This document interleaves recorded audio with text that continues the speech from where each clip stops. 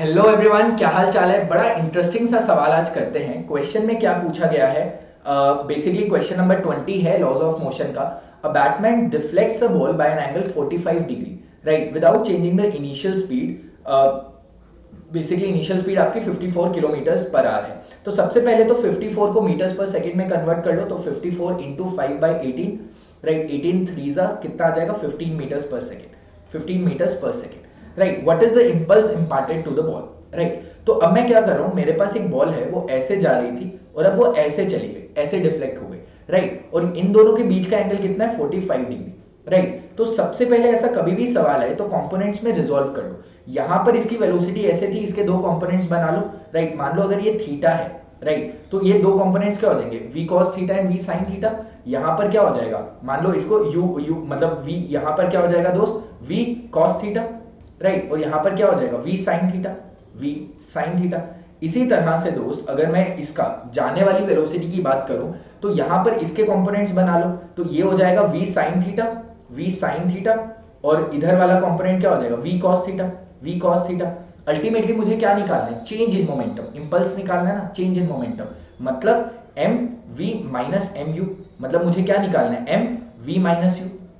सही बात है, एम वी माइनस यू निकालना है, मतलब चेंज इन वेलोसिटी होनी चाहिए। आप इस डायरेक्शन को पॉजिटिव मान लो, कोई भी डायरेक्शन को पॉजिटिव मान लो।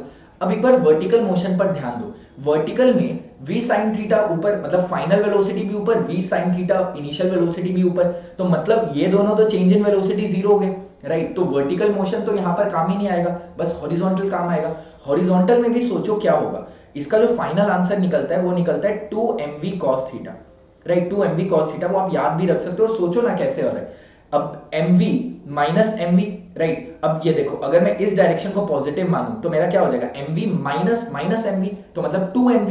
यहां पर v क्या है, v cos थीटा, तो मतलब 2mv cos थीटा।